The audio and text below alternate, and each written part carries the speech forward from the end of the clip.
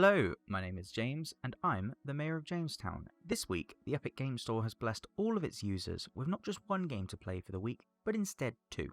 Great news for everyone, except me, who ended up needing to do 2 reviews as a result of this. Anyways, enough complaining, that's what I'm going to call it, and moving on to a quick breakdown on the rating system. Just before I dive in, for those that haven't been here before, allow me to quickly mention the review score/ranking system that I currently have set up for these reviews. It operates in a traffic-like system of red, yellow and green. Red means the game isn't worth your time, yellow means the game is worth your time, just to see if you like it, and green is typically a glowing recommendation and makes for an easy game to recommend to pretty much anyone. This ranking system isn't exactly perfect, however, and may change in the future. So, what exactly is this week's game? Well, that's twofold for this week. For one, you've got Elite Dangerous, of which I've already done a quick review on a couple of days prior, and the game we're going to be looking into today, which is The World Next Door. Both of these games are available from the 19th of November 2020 to the 26th of November 2020. Developed by Rose City Games and published by Viz Media, the game was originally released on the 28th of March 2019, both on PC and the Nintendo Switch. Obviously, I'll be reviewing the PC version, which does in fact have control options for those that wish to use them. Something I eventually ended up doing when I realised how much easier it was. The genre the game is going for is an interesting culmination of a visual novel style for storytelling and puzzle gameplay that integrates a match-free game, with a touch of high-intensity battles to keep you on your toes during gameplay. As always, I like to make a start on the gameplay first of all, and the way The World Next Door does things is in 2 forms. You'll be pretty much doing one of these 2 things throughout the rest of the game, and considering just how short the game actually is, you won't be doing either of these for particularly long. The first thing you'll be doing is exploring the game world of Emrys, interacting with unique NPCs and making small, somewhat inconsequential decisions that allow for some different character interactions between the main cast, yet not a lot else. I'll talk more about that when I get around to the story, however. The second part of the gameplay takes place in these small dungeons, if that's what you want to call them, with the main character of June. You explore these little dungeons, getting into fights with other entities and trying to locate whatever magical item or MacGuffin you need to escape the dungeon and progress the story further on. Going back to the battles specifically, however, the room that you're currently in will light up with a bunch of runes on the floor in a grid-like board.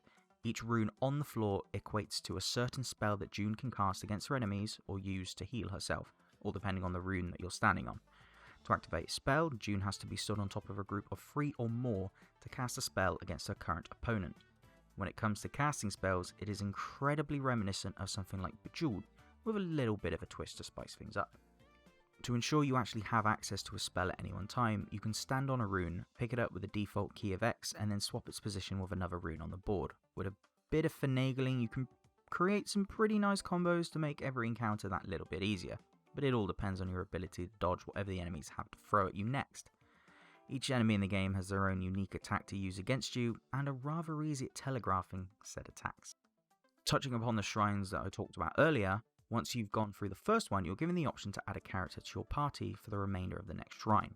This will give you access to a special spell that only they can cast. To do this, you have to arrange a special set of white runes in a specific pattern on the floor to cast the special spell.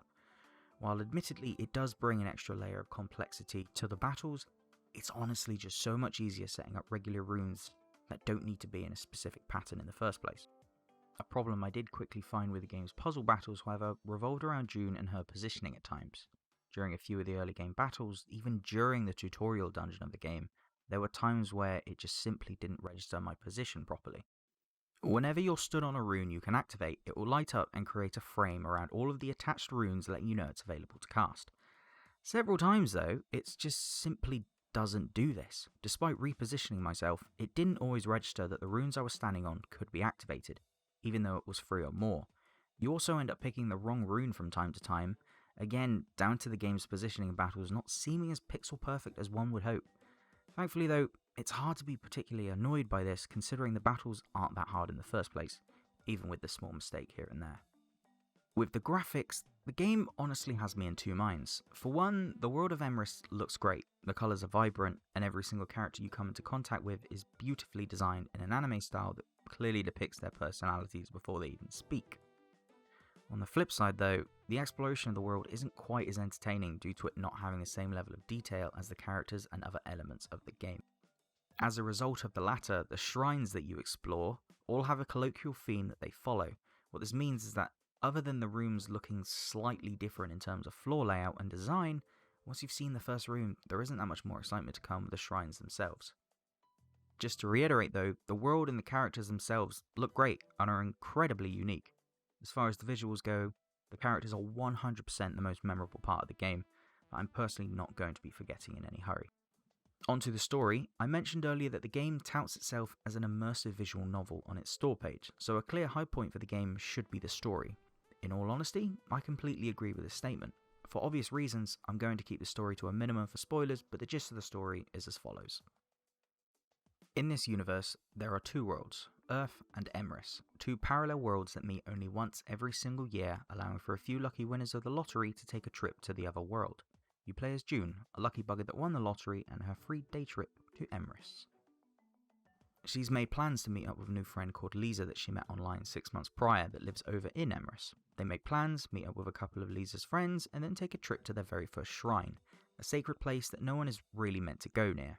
At this shrine, June's new friends teach her how to use magic, which quickly gets out of hand when they're attacked. June gets locked in the shrine and has to find the long way out, causing her to be late to the portal that was going to take her back to Earth. That's bad for two reasons. She's not meant to be there in the first place, and two, she's gonna die after a few days, since humans can't stay in Emirates for long without their body giving up on them. From then on, it's all about trying to find some way for June to get home without being found out, or, dying. Honestly, the premise really reminds me of the movie Coco and the holiday The Day of the Dead, in a sense, which it really wouldn't surprise me if the devs managed to pull some inspiration from those sources in the first place.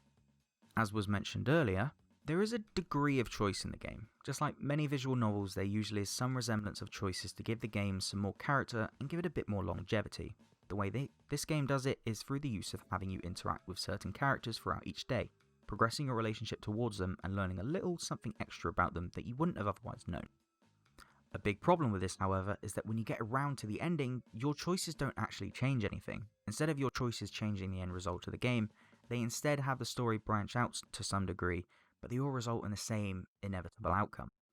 Knowing this is rather disappointing, especially if you're looking at playing this game more than once, and considering just how short it is at around 3 to 4 hours, it isn't outside the realm of possibility. The only reason you play the game again is to experience some small changes in the dialogue that you wouldn't have originally seen, and maybe learn about one of the other characters that you didn't originally pay any notice to. It's not a deal breaker, but it is certainly disappointing to some degree.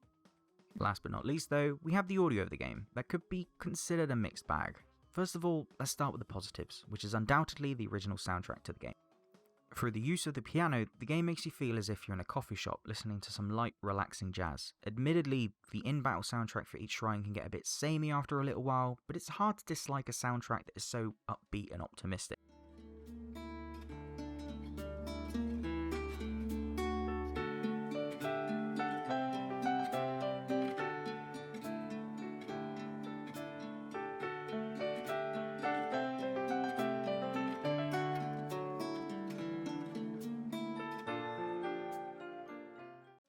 On the not so stellar side of things though is the voice acting, or the lack thereof.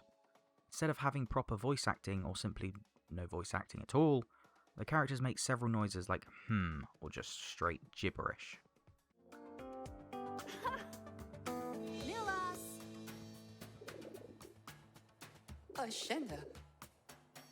Bruh. It's similar to how the Sims speak Simonese, I think is what it's called. The language is designed to be vague enough to sound like words, but in actual fact it's just kind of annoying overall. Each character has about 3 noises they make when speaking their dialogue, and it very quickly gets old. Thankfully, this can be quickly alleviated just by turning off the voices in the options menu. In conclusion, The World Next Door is a cute, anime-style, visual novel, puzzle battler if you want to call it that, with a sort of coming-of-age story that I'm sure a fair amount of people would find enjoyable. Admittedly though, it's the story, visuals and potentially the music for you that you're going to come to this game for, not the puzzle gameplay. Yeah, it's fun for a little while, but compared to what the game's story has to offer, it isn't nearly as memorable, which I'd argue is down to its lack of complexity. In the end though, I've got to give the game a traffic light score of something, and as is slowly becoming a theme with my reviews, I'm going to have to give the game a yellow. I really like the visuals, the story, and the characters as a whole, yet the main gameplay loop gets strained quite thin rather quickly. For those that are looking for a quick, story-focused title though, be sure to give The World Next Door a go, especially if you're a fan of the visual novel style of storytelling. You might just be in for a surprise with this one. Again, at the end of the day though, this is just my personal opinion, and you may have a completely different one. Thanks to everyone that stuck around for this one. Be sure to like, comment, subscribe, and all that other good stuff. Next week, Epic Games will be releasing Mud Runner for free for the week, so I'll be looking into that one the very moment I can. Until then though, I've been James, the Mayor of Jamestown, and I'm signing off. Goodbye.